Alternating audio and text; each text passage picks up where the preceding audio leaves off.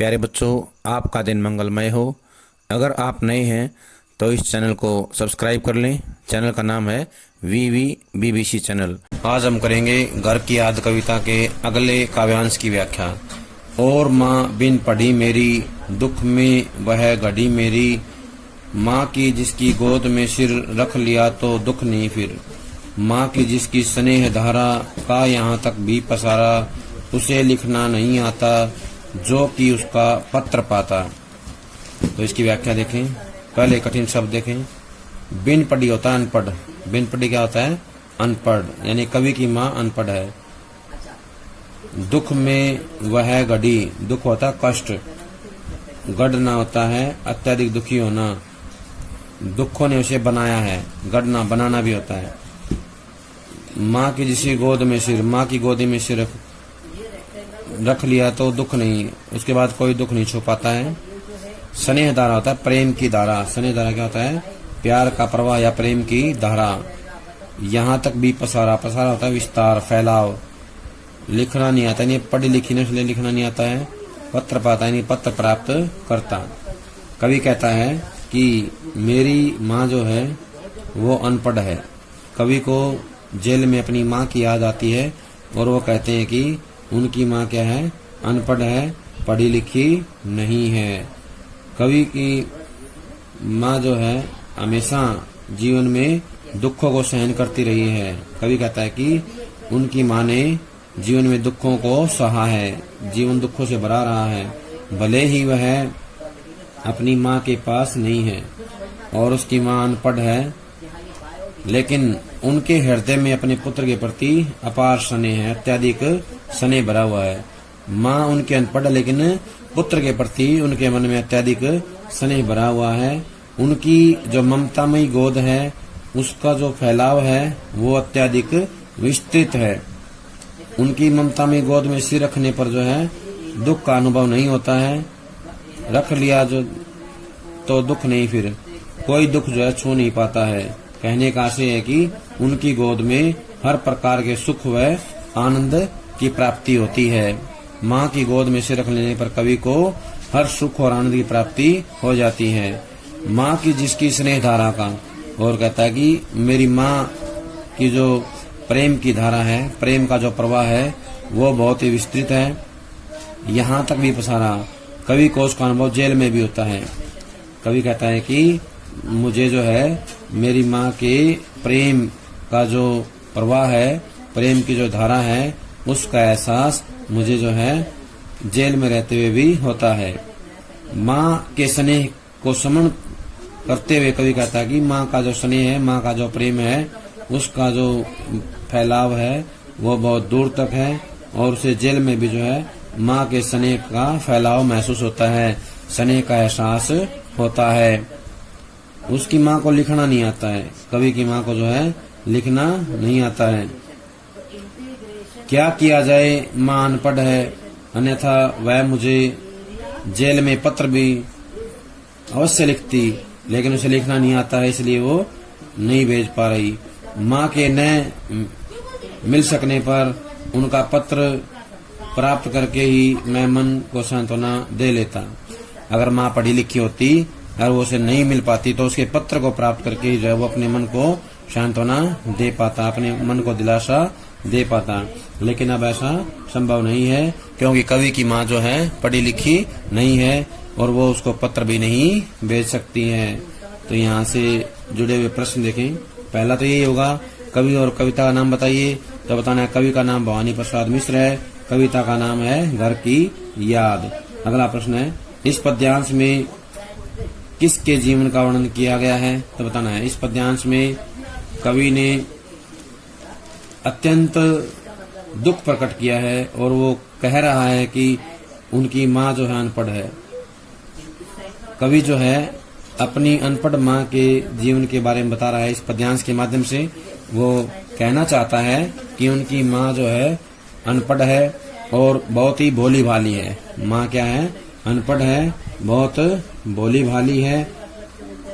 उसके जीवन का वर्णन जो है इस पद्यांश में करता है। वह भोली भाली होने के साथ साथ अत्यंत स्नेहमयी है। माँ की गोद का सुख संसार में श्रेष्ठ सुख बताया गया है। माँ की गोद का सुख जो है संसार में सबसे श्रेष्ठ सुख बताया गया है। कवि की माँ पत्र क्यों नहीं लिख सकती, तो बताना है कवि की माँ पत्र नहीं लिख सकती क्योंकि वह अनपढ़ है। कवि को अत्यंत कष्ट होता है, बड़ा दुख होता है कि उसकी माँ जो है अनपढ़ है, इसलिए वह उसको पत्र या कवि को पत्र नहीं लिख पाती। प्रस्तुत पद के आधार पर माँ के स्नेह का उल्लेख कीजिए। कवि ने माँ के स्नेह का विस्तृत वर्णन किया है। वह माँ के स्नेह का श्रवण करता हुआ कहता है कि माँ के स्नेह का घेरा चारों ओर दूर दूर तक फैला हुआ है। यहाँ तक कि जेल में भी कवि को माँ के स्नेह का फैलाव अनुभव होता है, अर्थात जेल में भी कवि को माँ का स्नेह याद आ रहा है और उससे उसके मन को धैर्य मिलता है। प्रस्तुत काव्यांश में निहित शिल्प सौंदर्य को बताइए, तो बताना है कवि ने संपूर्ण भावों को चित्रात्मक शैली में अभिव्यंजित किया है। रूपक अलंकार देखने को मिलता है। तुकांत शैली का प्रयोग किया गया है या तुकांत छंद का इस्तेमाल किया गया है। सरलता व सहजता से परिपूर्ण भाषा का वर्णन है। लघु वाक्य रचना है, छोटे छोटे वाक्य बनाए गए हैं। अगला प्रश्न है, किसे याद कर कवि का हृदय व्याकुल हो जाता है। अगला प्रश्न है, कवि को किसके प्रति सुंदर स्वाभाविक अभिव्यक्ति हुई है। कवि को किसके प्रति सुंदर स्वाभाविक अभिव्यक्ति हुई है, तो बताना है कवि को अपनी माँ के प्रति सुंदर स्वाभाविक अभिव्यक्ति हुई है। माँ के प्रति जो है सुंदर स्वाभाविक अभिव्यक्ति हुई है। कवि की स्मृतियों में क्या उभर आता है। कवि की स्मृतियों में माँ का चेहरा उभर आता है। जेल में बैठा कवि किस कारण दुखी हो जाता है। जेल में बैठा कवि घर को याद कर दुखी हो जाता है। कवि ने माँ के बारे में कौन सी बातें बताई हैं। कवि ने बताया है कि माँ अनपढ़ है, उसे पढ़ना लिखना नहीं आता। माँ ने जीवन भर दुख ही दुख झेले हैं। माँ को याद करता हुआ कवि क्या कह उठता है। माँ को याद करता हुआ कवि कह उठता है कि उसकी गोद में सिर रखकर उसे दुखों का कोई आभास नहीं होता, दुखों का कोई आभास नहीं होता था। कवि को किस कारण माँ का पत्र प्राप्त नहीं होता। कवि की माँ अनपढ़ है, इसलिए उसे माँ का पत्र प्राप्त नहीं होता। अवतरण का काव्य सौंदर्य देखें। कवि की माँ के प्रति प्रेम की सुंदर स्वाभाविक अभिव्यक्ति हुई है। प्रसाद गुण विद्यमान है। कर्मरस का प्रयोग किया गया है। चित्रात्मक शैली है। अनुप्रास और रूपक अलंकार विद्यमान है। खड़ी बोली का सहज स्वाभाविक रूप देखने को मिलता है। अगला काव्यांश देखें। पिताजी जिनको बुढ़ापा एक क्षण भी नहीं व्यापा, जो अभी भी दौड़ जाएं, जो अभी भी खिलखिलाएं, मौत के आगे न हिचकें, शेर के आगे न बिचकें, बोल में बादल गरजता, काम में जंजाल रजता, काम में जंजाल रजता। इसके शब्दार्थ देखें। व्यापा, व्यापा होता है छूने पाना। व्यापा होता है व्याप्त होना या छू पाना। विचकना होता है डरना। विचकना होता है डरना। बिचकना होता है डरे। जंजा होता है तूफान। जंजा होता है तूफान। लर्जना होता है शर्माना। लर्जना होता है शर्माना। बोल होता है आवाज। क्षण होता है पल। क्षण होता है पल। खिलखिलाए होता है खुलकर हंसे। खिलखिलाए होता है खुलकर हंसे। कवि कारावास में है।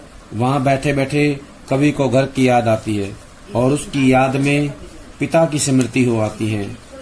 कवि लिखता है कि आज वर्षा खूब हो रही है और मेरी नजरों में घर तैर रहा है, अर्थात घर की याद आ रही है। मेरे पिताजी बहुत बहादुर और भोले व्यक्ति हैं। पिता की आयु से तो बूढ़े पिताजी आयु से तो बूढ़े हैं, किंतु उनको बुढ़ापा एक क्षण भी नहीं छू पाया है या उनको अनुभव नहीं होता। इस आयु में भी वे खूब दौड़ लगाते हैं या दौड़ सकते हैं। वे सदा खुश रहते हैं, खिलखिलाकर हंसते हैं। मौत के सामने कभी भी वो भयभीत नहीं होते हैं। मौत के आगे ना हिचके। मौत के आगे कभी भी वो जो है भयभीत नहीं होते हैं, घबराते नहीं हैं। शेर के आगे कभी डरने वाले नहीं हैं, यानी कि शेर से कभी भी नहीं डरते हैं। उनकी आवाज में बादल जैसी गर्जना है। उनकी आवाज में बादल जैसी गर्जना है। वे हर काम को तूफान की गति से करते हैं। कहने का आशय है कि उनको देखकर ऐसे नहीं लगता कि वे बूढ़े हो गए हैं। वे अभी भी एक जवान की तरह काम करते हैं, भागते हैं, दौड़ते हैं और उनके काम की करने की गति जो है बहुत तेज होती है। अब इससे जुड़े हुए प्रश्न देखें। कविता और कवि का नाम। कविता का नाम है घर की याद। कवि का नाम है भवानी प्रसाद मिश्र। क्या नाम है? भवानी प्रसाद मिश्र। अगला प्रश्न है, इन पंक्तियों में कवि किसका स्नेह प्रकट कर रहा है, किसके प्रति स्नेह दिखा रहा है? तो बताना है इन पंक्तियों में कवि का स्नेह अपने पिता के प्रति उमड़ रहा है, या इन पंक्तियों में कवि ने अपने पिता के प्रति स्नेह प्रकट किया है। जेल में बैठे हुए कवि का हृदय पिता को याद करके बेचैन हो उठता है। पिता को याद करके बेचैन हो उठता है। उसकी हर बात, हर आदत उनको एकाएक याद हो आती है। उनकी हर बात, हर आदत एक एक करके याद हो आती है। अगला प्रश्न है, इन पंक्तियों में कवि ने पिता के जीवन की किन विशेषताओं का उल्लेख किया है? तो बताना है इन पंक्तियों में कवि ने बताया है कि उनके पिता का व्यक्तित्व सजीव और जीवंत है। उनका व्यक्तित्व क्या है? सजीव और जीवंत है। उन्होंने बताया कि उनके पिता बहुत बहादुर है और सीधे साधे इंसान हैं। बहुत बहादुर और सीधे साधे इंसान हैं। पिताजी आयु से तो बूढ़े हैं, किंतु उन्हें बुढ़ापा एक क्षण के लिए भी व्याप्त नहीं हुआ है, अर्थात उन्हें बुढ़ापा अनुभव नहीं हुआ। इस आयु में भी वे खूब दौड़ लगा सकते हैं। वे सदा खुश रहते हैं और खूब खिलखिलाकर हंसते हैं। वे बहादुर इतने हैं कि मौत से भी नहीं डरते हैं। मौत से भी नहीं डरते हैं। वे शेर के आगे भी नहीं हिचकते हैं। शेर के आगे भी नहीं, शेर से भी वो नहीं डरते हैं। उनके काम करने की गति बहुत तेज है। तूफान की भांति जो है पूरी शक्ति लगाकर काम करते हैं। उनकी आवाज की गर्जन बादल की गर्जन के समान है। उनकी आवाज की जो गर्जन है बादल की गर्जन के समान है। अगला प्रश्न है, काम में जंजाल रचता का क्या आशय है?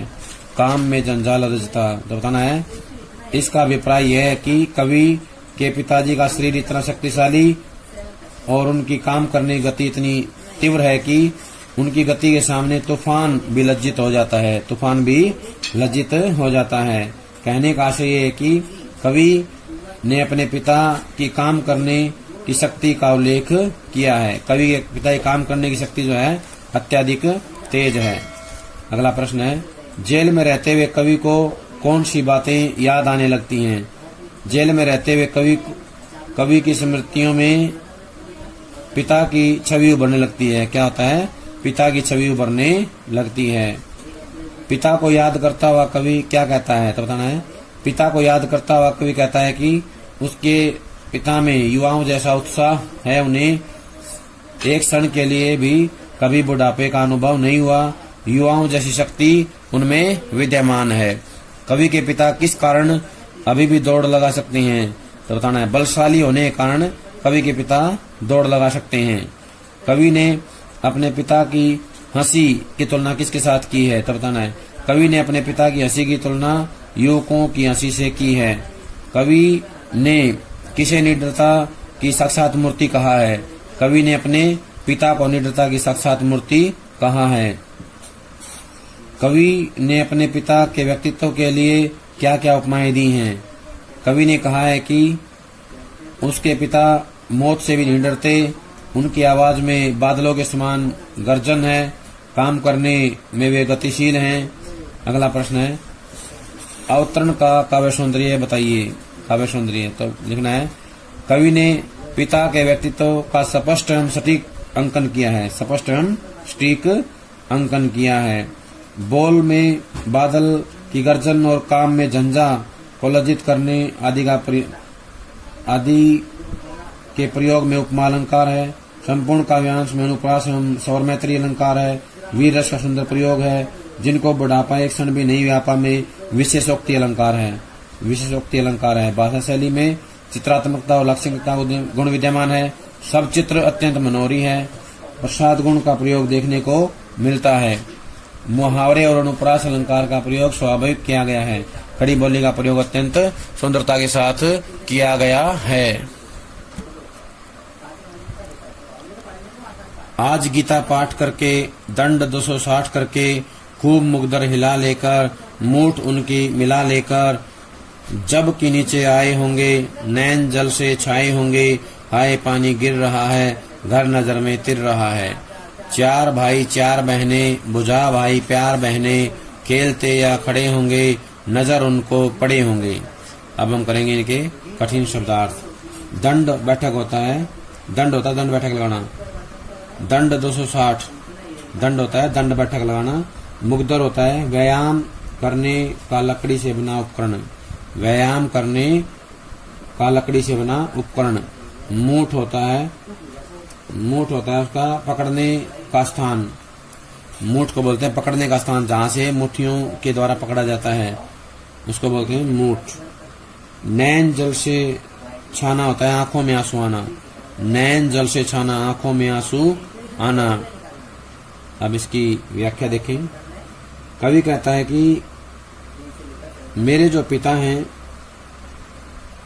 वो आज भी गीता पाठ करके 260 दंड बैठक लगाकर और मुगदर को घुमा घुमाकर तथा उसकी मूठ मिलाते हुए व्यायाम करके जब नीचे उतरे होंगे तो मुझे अपने सामने न पाकर आंखों से आंसू की धारा प्रवाहित होने लगी होगी।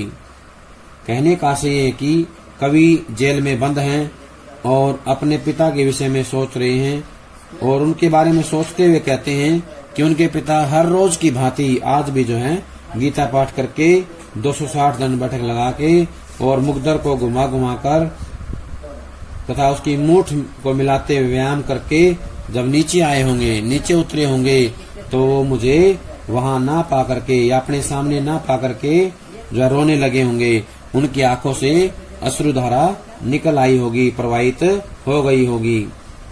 कवि अत्यंत दुखी होकर कहता है कि आज कितने जोर से वर्षा हो रही है, कितना ज्यादा पानी जो है बरस रहा है और मुझे ऐसे में घर की याद आ रही है। चार भाई चार बहनें। कवि कहता है कि मेरे 4 भाई हैं और मेरी 4 बहनें हैं। मेरे जो भाई हैं मेरी बाजुओं के ताकत के समान है। किसके समान है? बाजुओं का बल है। और मेरी बहनें क्या है? मेरे प्यार का प्रतीक है, यानी कि मेरे प्रति अत्यधिक प्रेम जो है रखती हैं। मेरे भाई उस समय खेल रहे होंगे या खड़े होंगे और जब मेरे पिता को नजर पड़े होंगे तो उन्हें बड़ा दुख हुआ होगा क्योंकि उन्होंने वहां मुझे नहीं पाया होगा और वो मुझे उनके बीच में ना पाकर बड़े दुखी महसूस कर रहे होंगे अपने आप को या उन्हें बड़ा कष्ट हुआ होगा।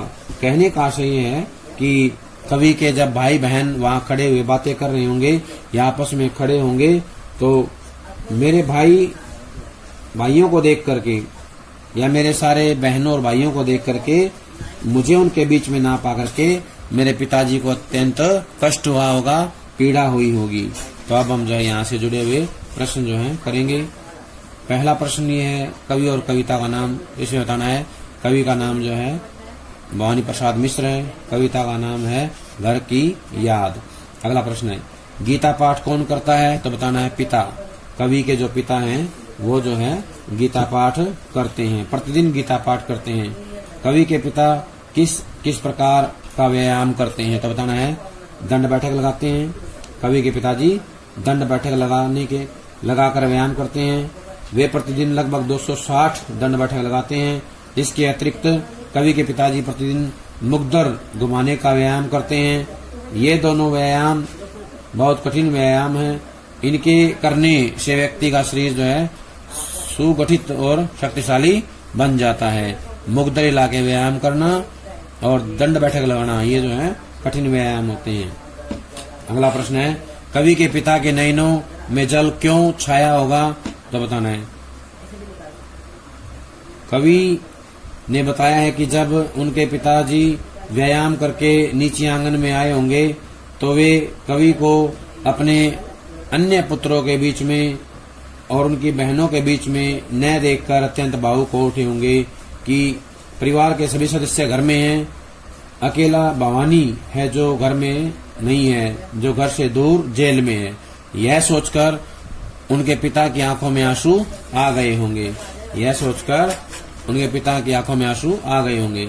अगला प्रश्न है, कवि ने अवतरण में किस प्रकार का वर्णन किया है तो बताना है। कवि ने इस अवतरण में अपने पिता की धार्मिक प्रवृत्ति और जीवन शैली के बारे में बताया है। पिता की धार्मिक प्रवृत्ति और जीवन शैली के बारे में बताया है। कवि अपने पिता के बारे में बताता हुआ क्या कहता है तो कवि बताता है कि उनके पिता ने अपने नियम के अनुसार गीता पाठ किया होगा, तत्पश्चात व्यायाम कर नीचे आए होंगे। कवि के पिता व्यायाम करते समय कितने दंड बैठक निकालते थे जब बताना है।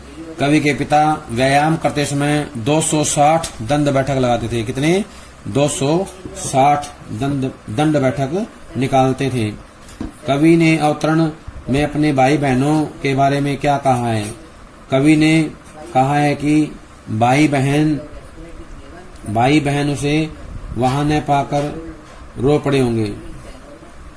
भाई बहन उसे वहां न पाकर रो पड़े होंगे। कवि ने कहा है कि उसके भाई बहन उसे वहां न पाकर रो पड़े होंगे। कवि को याद कर उसके पिता की क्या हालत हुई होगी। कवि को याद कर उसके पिता की आंखों में आंसू बह निकले होंगे। कवि ने कहा है कि कवि को याद कर उसके पिता की आंखों से आंसू बह निकले होंगे। अगला प्रश्न है, अवतरण का काव्य सौंदर्य बताइए। इस अवतरण का काव्य सौंदर्य देखें।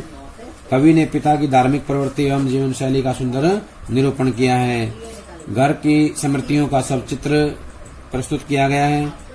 खड़ी बोली में देशज शब्दों का प्रयोग किया गया है या देशज शब्दों की प्रधानता है। प्रसाद गुण तथा अभिधात्मक शैली है। प्रसाद गुण तथा अभिधात्मक शैली का प्रयोग किया गया है। नजर में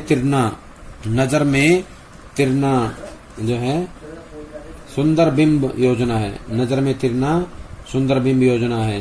तुकांत के प्रयोग के कारण काव्य सौंदर्य में वृद्धि हुई है। भाषा का प्रयोग बातचीत के लहजे वाला है। शब्द योजना उच्च कोटि की है। कवि ने अपने पिता की आस्थावादी भावना एवं कसरती शरीर का चित्रात्मक वर्णन किया है। चित्रात्मक वर्णन उन्होंने किया है। प्यारे बच्चों, ये थी हमारी व्याख्या घर की याद कविता के काव्यांश की। जब तक अगली वीडियो आती है तब तक इसको याद कर लें। सभी का बहुत बहुत धन्यवाद।